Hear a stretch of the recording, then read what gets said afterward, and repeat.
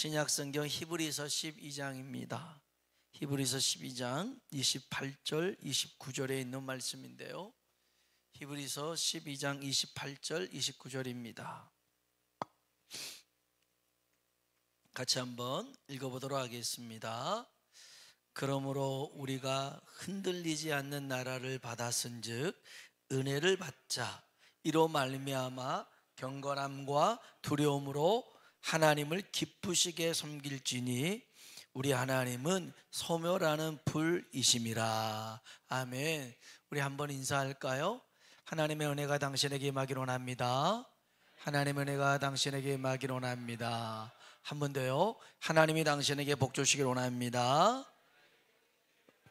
아멘. 아멘. 오늘 저는 히브리서 12장 28절 29절에 있는 말씀을 가지고 은혜를 받자. 뭘 받자고요? 은혜를 받자. 구약 성경은 히브리어고요, 신약 성경은 헬라어로 적혔습니다. 이 성경에 가장 많이 나온 단어 중에 하나가 은혜입니다. 은혜. 그래서 우리도 많이 그런 은혜라는 표현을 많이 쓰지 않습니까? 근데 히브리어로는 헤세드라는 단어가 써졌고 헬라어로는 카리스라는 단어가 써져 있습니다. 뜻은 그렇습니다. 값없이 주시는 선물. 어떤 대가를 받고 주는 선물이 아니라 값없이 주시는 선물이고 조건 없이 거저 주시는 선물이 은혜인 줄로 믿습니다. 그러면 하나님이 주시는 최고의 선물이 뭐냐? 그것은 하나님과 함께 사는 것입니다. 정말 우리도 그렇잖아요. 사랑하는 사람과 함께 사는 것이 가장 귀하지 않습니까? 여러분, 우리 하나님은 사는 동안 우리와 함께 하시고 또 우리가 죽어서도 영원히 주와 함께 사는 것, 이것을 하나님이 우리에게 주시는 최고의 은혜인 줄로 믿습니다. 오늘 우리가 읽은 본문에서 은혜를 설명할 때 이렇게 말합니다. 히브리서 12장 28절 다시 한번 읽어볼까요?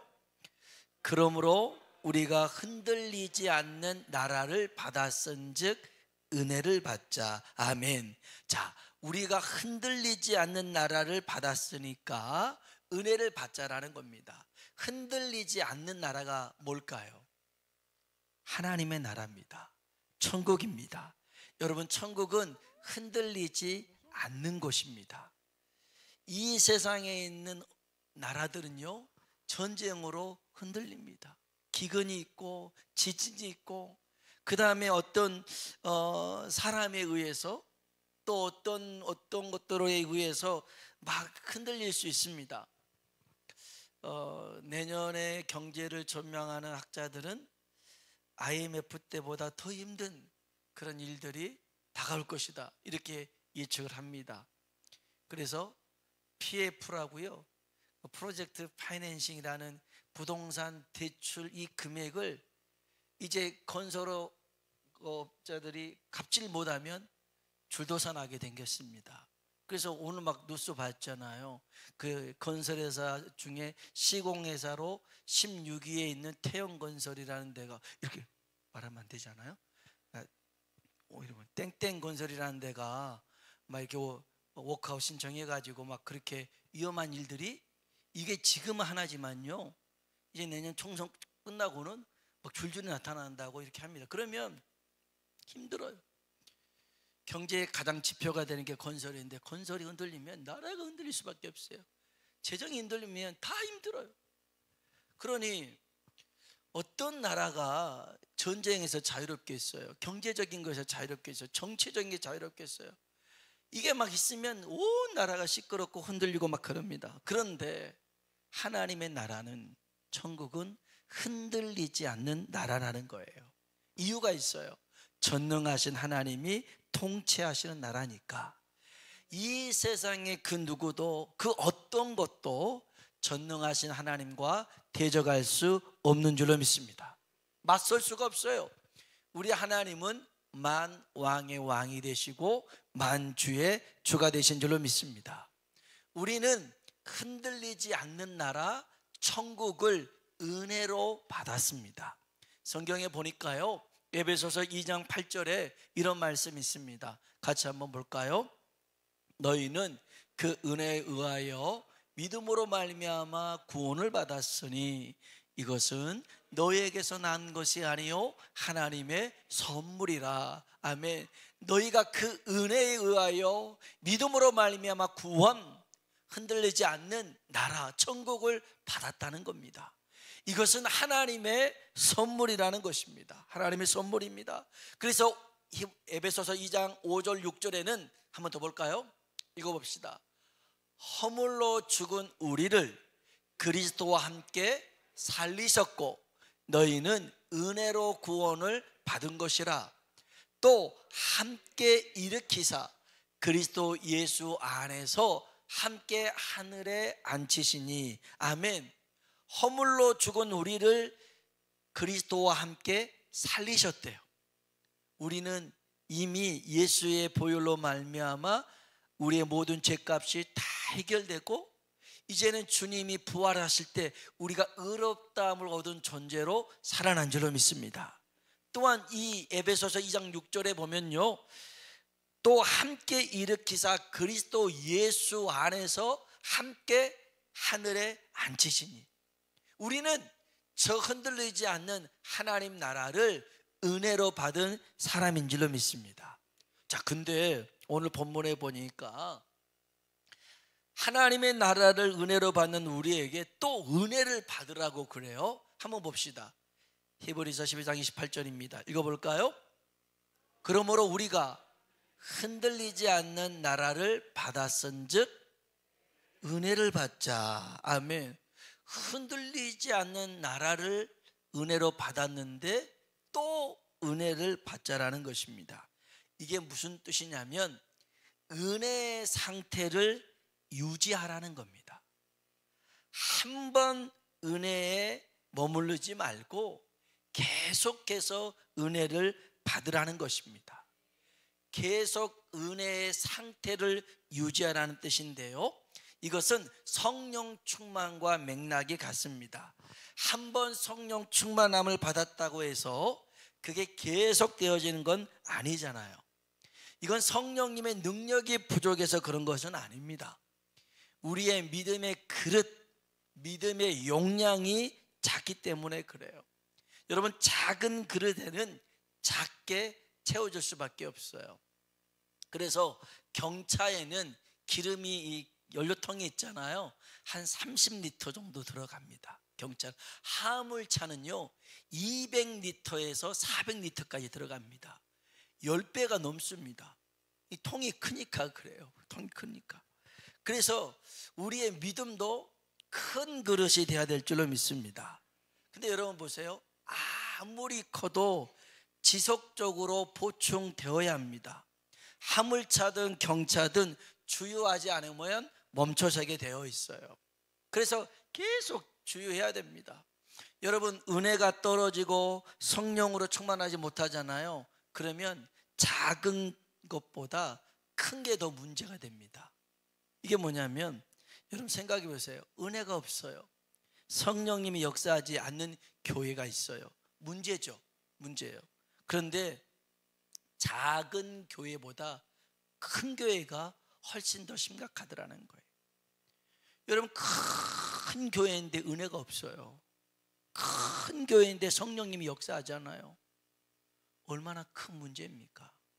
물론 조그만한 교회도 그렇지만 조그만한 교회가 그러면 또 그렇게 생각할 수 있는데, 큰 교회가, 그 은혜로워야 될 큰 교회가 싸움을 하고 있고 정치질 하고 있고 그렇게 나선다면 이거는, 이게 그래요. 큰 것보다, 작은 것보다 큰 게 더 문제가 되는 겁니다. 은혜가 없고 성령님이 역사하지 않는 것은 평신도나 초신자보다 목사, 전도사, 장로, 권사가 더 문제가 되는 거예요. 생각해 보세요.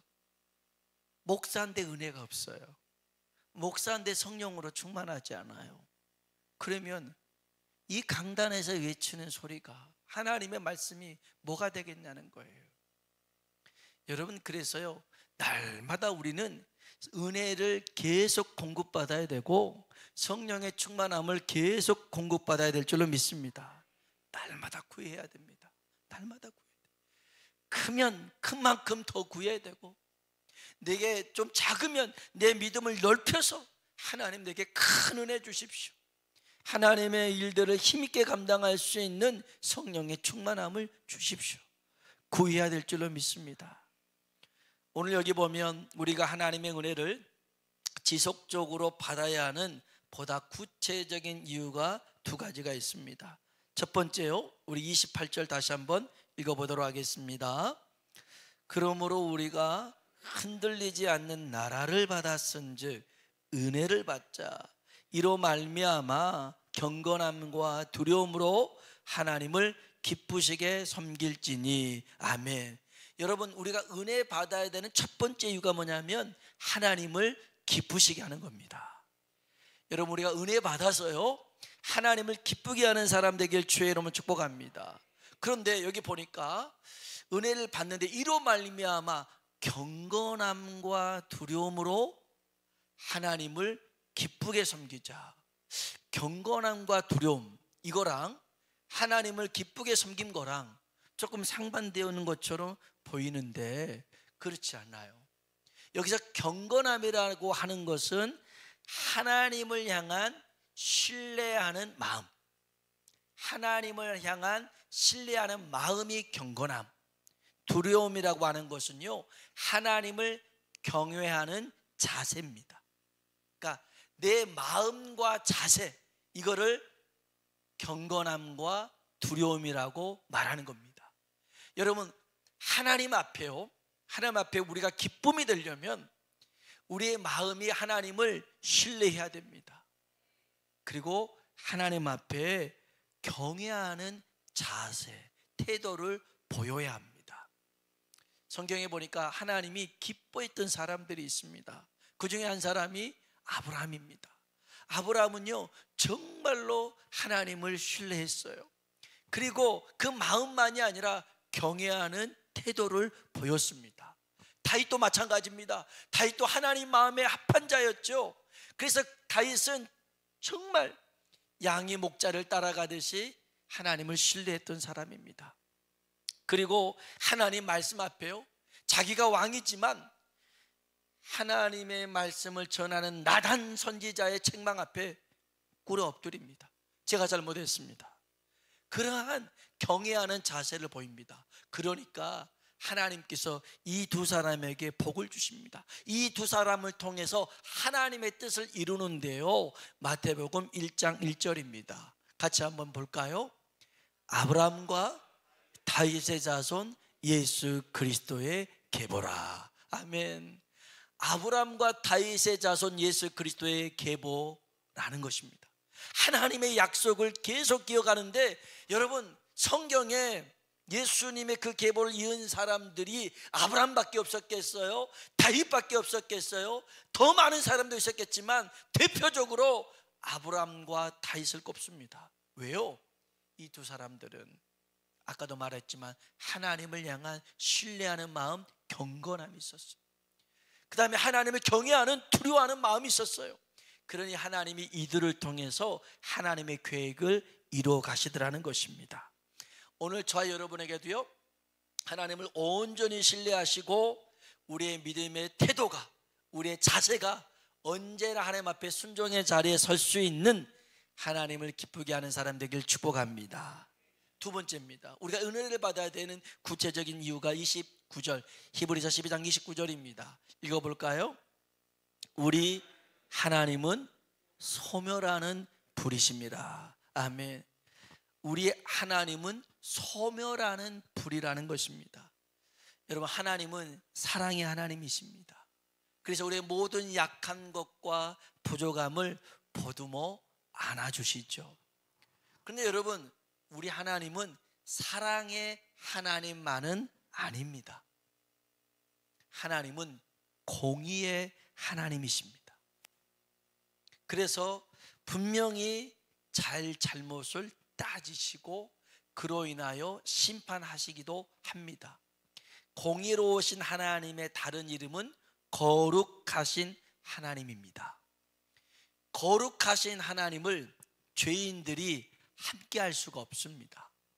거룩하신 하나님의 말씀을 죄인들이 듣잖아요. 그러면 이 마음에 공포가 생깁니다. 이 마음에 죽을 것 같은 두려움이 엄습합니다. 이게 이제 여기서 나와요. 성경 한번 봅시다. 히브리서 12장 18절로 21절입니다. 같이 한번 읽어봅시다. 너희는 만질 수 있고 불이 붙는 산과 침침함과 흑암과 폭풍과 나팔 소리와 말하는 소리가 있는 곳에 이른 것이 아니라 그 소리를 듣는 자들은 더 말씀하지 아니하시기를 구하였으니 이는 짐승이라도 그 산에 들어가면 돌로 침을 당하리라 하신 명령을 그들이 견디지 못함이라. 그 보이는 바가 이렇듯 무섭기로 이르기를 내가 심히 두렵고 떨린다 하였느니라. 아멘.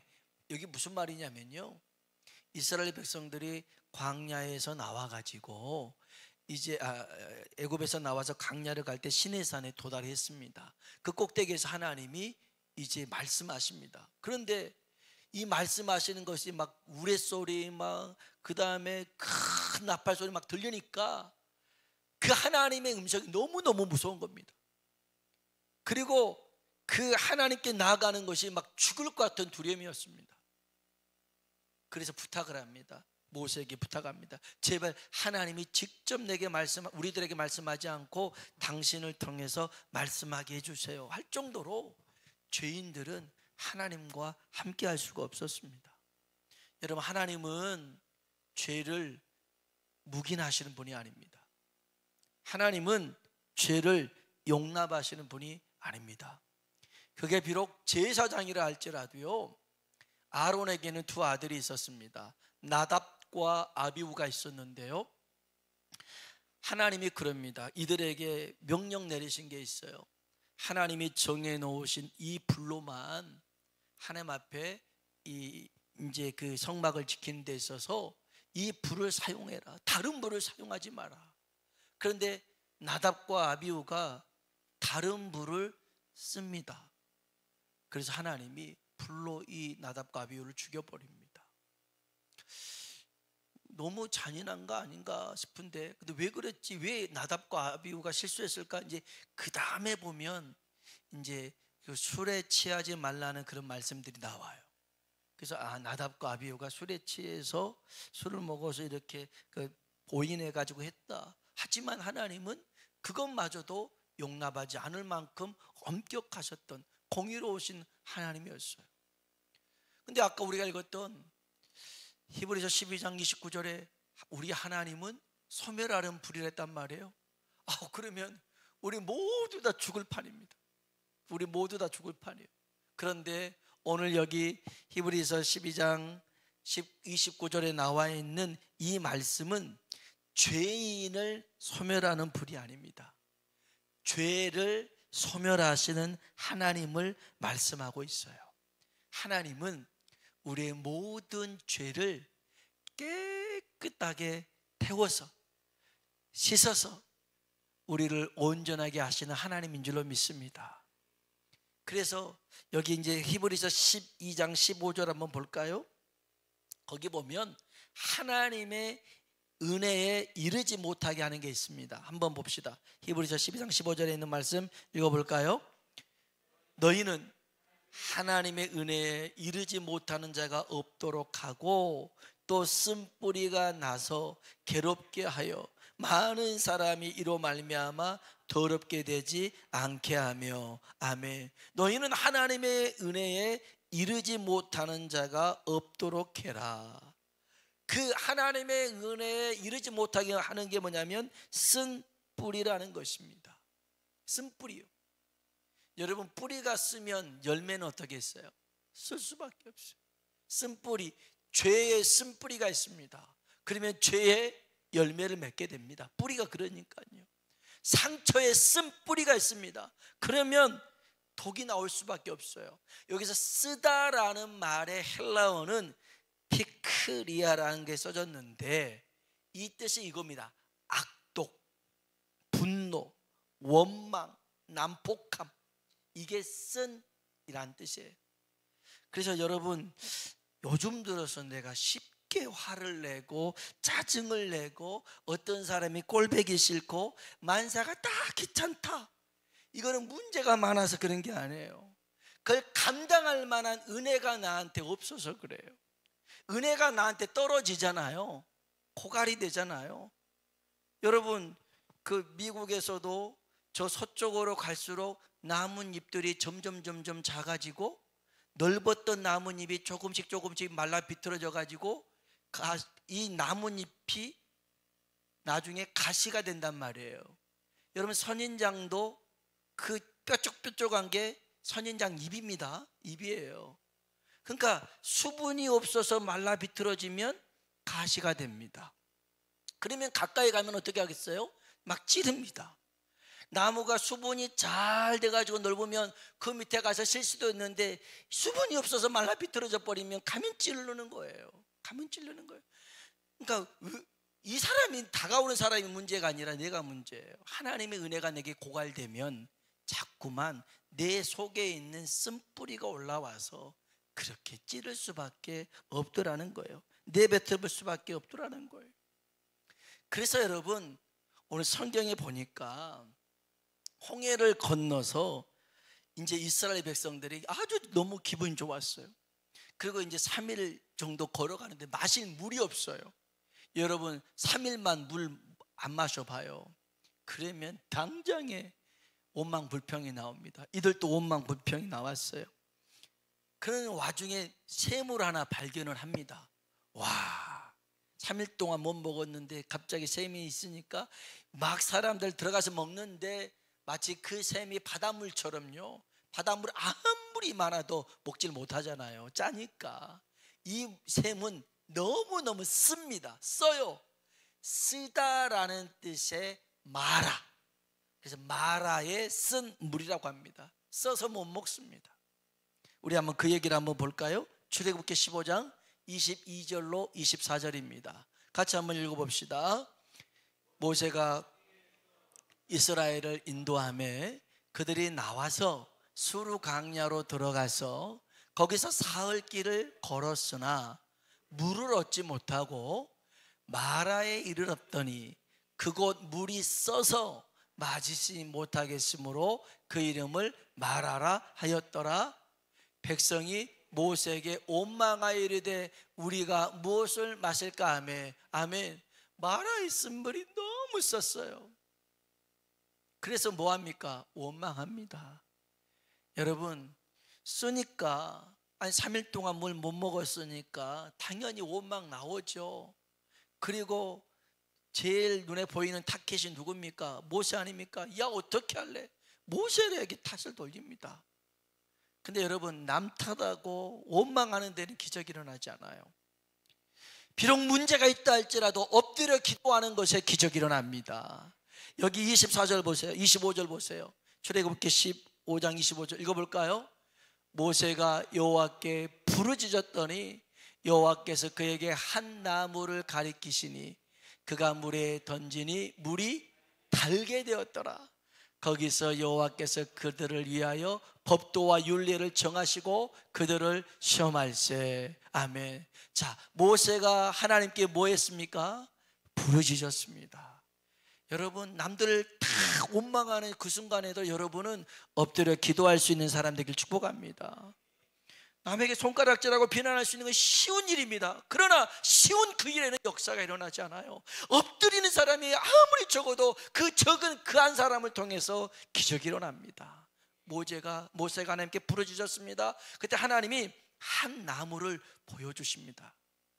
그래서 이 나무를 집어 던지라는 거예요. 그 마라 쓴 물에 집어 던졌습니다. 그런데 이 물이 확 바뀌어 버렸습니다. 쓴물이 단물로 바뀌었습니다. 이것은 비유이기도 합니다. 이것은 구약에서 예표로 말씀해 주고 있는 것도 합니다. 이 나무가 뭐냐? 신약에서 예수 그리스도의 십자가를 의미합니다. 십자가를 통해서 인생이 달라집니다. 늘 쓴뿌리 속에서 남탓하고 원망하고 저주하고 그런 사람이 예수 그리스도 십자가를 바라보는 순간 새로운 삶을 살게 될 줄로 믿습니다. 그 십자가를 던져내야 됩니다. 오늘 내 인생에 쓰디쓴 인간과의 관계가 있고 또 어떤 질병과의 문제가 있을 때에 십자가를 붙들어야 됩니다. 그런 그 십자가가 달게 만들 수 있는 영역이 있습니다. 나오미라는 사람이 있습니다. 기쁨이라는 뜻입니다. 그런데 이 나오미가요, 저 모압이라는 곳에 가가지고 남편 잃고 두 아들 잃고 가진 것 다 잃고 이방 며느리 하나 얻어서 돌아옵니다. 사람들이 말합니다. 이야, 나오미가 왔다. 나 나오미라고 하지 마. 마라라고 그래. 마라. 마라 뜻이 뭐라고요? 쓰다. 내 인생 쓰디쓰다 그래요. 쓰디쓰다. 근데 하나님은요, 그대로 두질 않아요. 하나님이 룻을 통해서 보아스를 만나게 하시고 또 보아스를 통해서 오벳을 낳게 하고 오벳이 이세 낳고 이세가 다윗을 낳고 그렇게 해서 하나님의 역사가 계속 이어집니다. 여러분, 우리가 겪고 있는 그 일보다 하나님은 더 훨씬 크신 하나님인 줄로 믿습니다. 그래서요, 오늘 여러분의 그 쓰디쓴 뿌리 회복되고 치유되는 시간 되길 주의 이름으로 축원합니다. 제약의 쓴 뿌리라면 성령의 불로 태워지길 주의 이름으로 축원합니다. 그래서요, 이제는 쓴 뿌리 없는 인생, 정말 이 뿌리를 오히려 시냇가의 말씀에 두고 풍성하게 열매 맺는 저와 여러분의 삶이 되길 주의 이름으로 축원합니다.